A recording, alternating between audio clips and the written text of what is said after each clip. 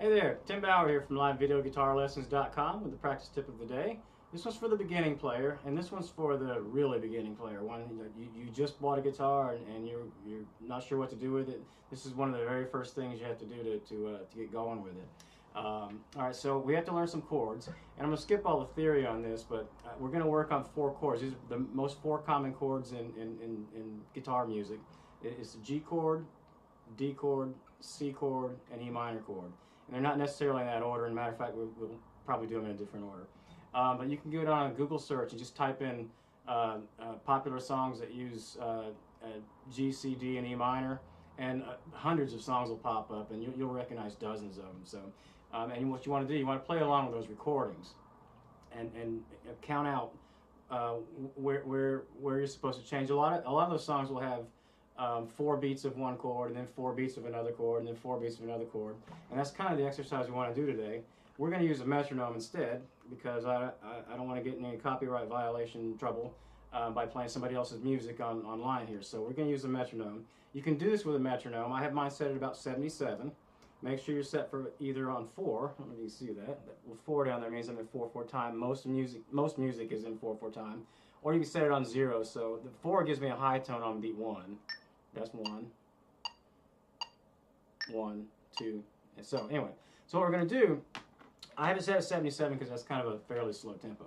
So what we're going to do, you need to get a little bit used to your chords. So go over to the website, www.livevideoguitarlessons.com, and under the Study Aids tab, I have a PDF file. I think I called it Chord Charts for Common Keys or something like that. You'll see it on there. And I have 4 keys written, and they're in columns. So you'll see the G column, and it'll have those 4 chords. So just kind of get a little bit familiar with how to play the chords. Let's do them in order so we can play something that sounds right. So get a G, and then that's your C chord. That's my E minor chord, and that's my D chord. All right, let's jump over to the metronome. What we want to do, we're going to hit beat 1, and like I said, do that.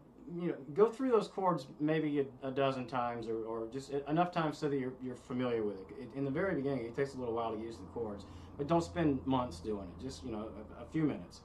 And what we're going to do, we're going to hit the chord on beat 1, and we're going to let the other 3 clicks give us time to change to the next chord. So it's going to look like this.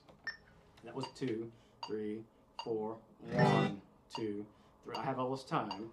1, 2, 3, 4, 1, 2, 3, 4, 1, 2, 3, 4. All right, so don't do this, because a lot of people, I know that doesn't sound much like music. Don't hit the chord and let it ring for the whole measure. Don't do this. 1, 2, 3, 4, 1. Because when you do that, it's not helping. You're not getting any extra time to change. Make sure you just kind of hit it on beat 1. Use the rest of that time to change. Okay, you can guess where we're going from here. When you get comfortable doing it at beat 1, and you can adjust the speed of the metronome too to give yourself a little quicker time. But when you get comfortable doing it on beat 1, do it for 2 beats, and that'll look like this: 2, 3, 4, 1, 2, mute, 4, 1, 2, change here, 1, 2, 3, 4, 1, 2, 3, 4, and obviously you do it again with 3 beats. And no need to demonstrate that. It looks just like that other one, just 1 extra beat, until you can do it on every beat. 1, 2, 3, 4.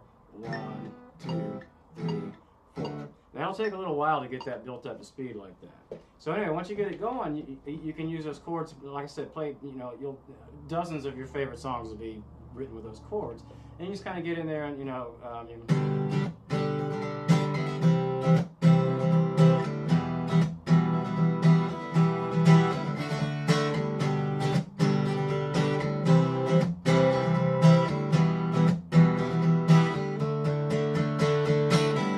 And by the way, I just noticed I didn't play my G chord the startup way.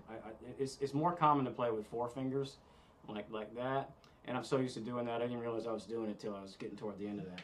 So anyway, hopefully that helps. I also have that kind of in text form over on the same Study Aids tab. I'm trying to think of what I called that. I think it was like tips for changing chords or something like that. It's just a little easier to follow in a video. Anyway, well, thanks for tuning in. Feel free to contact me anytime through the website, www.livevideoguitarlessons.com. And you know, ask me any questions. The site's all about Skype guitar lessons, and you know, we can schedule a few Skype lessons as well, and I can kind of help you get over those rough parts in the beginning. Anyway, thanks for tuning in again, and tune in again tomorrow for another practice tip, and I will see you then. Thanks. Bye.